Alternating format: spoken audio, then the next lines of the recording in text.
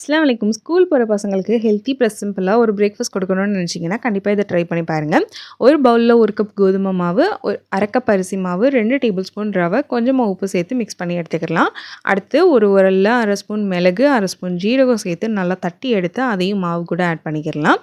கூடவே ஒரு துருவுன கேரட், ஃபைனா சாப் பண்ண மல்லி இலை, பச்சை மிளகாய், கருவேப்பிலை எல்லாம் சேர்த்து தண்ணி ஊத்தி மாவு நல்லா கட்டி இல்லாம மிக்ஸ் பண்ணி எடுத்துக்கோங்க.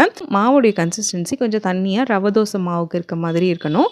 இந்த மாவு ஒரு 10 மினிட்ஸ் அப்படியே மூடி போட்டு வச்சுருங்க. அப்பதான் ரவை நல்லா ஊறி வரும். அடுத்து தோசை பேன் ஹீட் பண்ணிட்டு நெய் அப்ளை பண்ணி ரவை தோசை ஊத்துற மாதிரி வெளிப்பக்கமா இருந்து சென்டருக்கு வர்ற மாதிரி தோசையை ஊத்தி எடுத்துக்கோங்க. எக்ஸ்ட்ரா ஃப்ளேவருக்காக சுத்தி கொஞ்சமா நெய்யும் ஆட் பண்ணியிருக்கேன். இப்போ தோசை நல்லா ப்ரௌன் ஆகி வெந்த உடனே எடுத்து சர்வ் பண்ணிடலாம். அப்படியே சூடா சாப்பிடும்போது நல்லா கிறிஸ்பியா சூப்பரா இருக்கும். நான் அன்னைக்கு லஞ்சுக்காக மீன் குழம்பு வச்சிருந்தேன். அதுதான் தோசைக்கும் சைட் டிஷ்ஷாவே வச்சுட்டேன். சட்னியும் வச்சு சர்வ் பண்ணலாம். ரொம்பவே சூப்பரா இருக்கும். ட்ரை பண்ணி பார்த்துட்டு எப்படி இருந்ததுங்கிறத கண்டிப்பா கமெண்ட்ஸ்ல சொல்லுங்க. உங்களுக்கு என்னோட வீடியோஸ் பிடிச்சிருந்ததுன்னா கண்டிப்பா லைக், ஷேர், சப்ஸ்கிரைப் பண்ணிக்கோங்க. நெக்ஸ்ட் வீடியோல மீட் பண்ணலாம். Take care. பை.